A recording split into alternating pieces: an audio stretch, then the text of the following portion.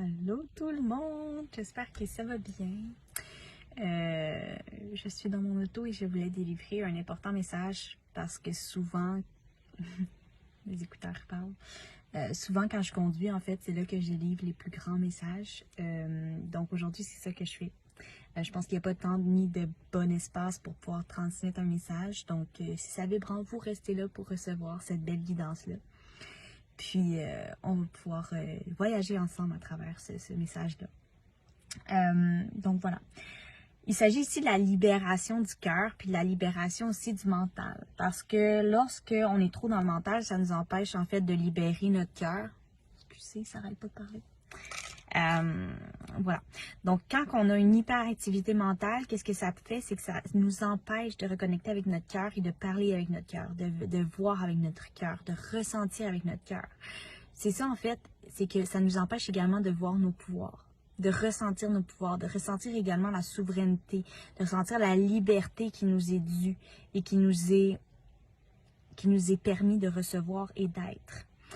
Donc, en fait, ici, qu'est-ce qu'on demande? C'est que quand il y a une agitation mentale, c'est comme si on était dans les nuages. C'est comme s'il y avait du brouillard. C'est comme si on n'arrivait pas à voir clair. Puis lorsqu'on descend dans le cœur, lorsqu'on se permet, en fait, de vivre le moment présent, on se permet également de tasser ces nuages-là. De leur permettre aussi d'être libres eux-mêmes. De libérer nos pensées.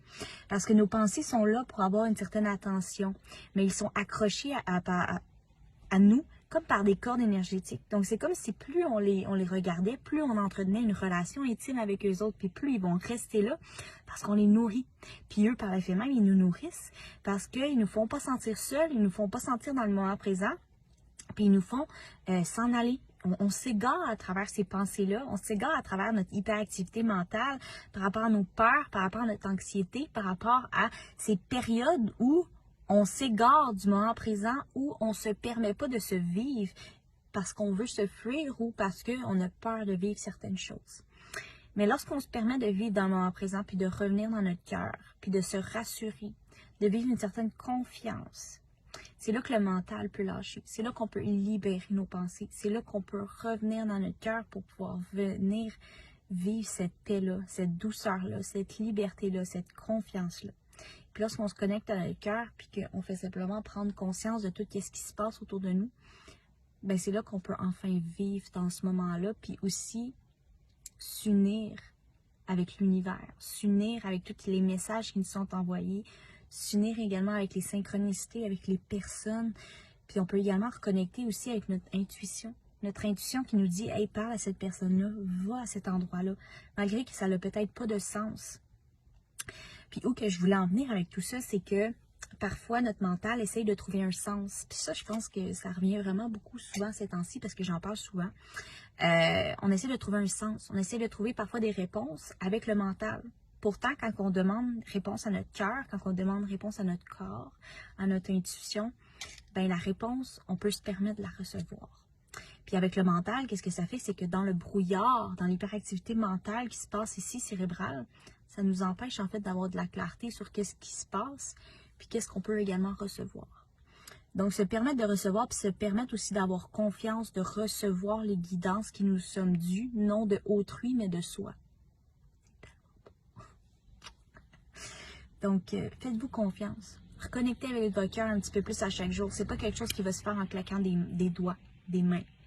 C'est quelque chose qui est constant et qui s'entretient, qui se cultive pour qu'on puisse jour après jour apprendre à se retrouver puis avoir une certaine souveraineté par rapport à nos guidances.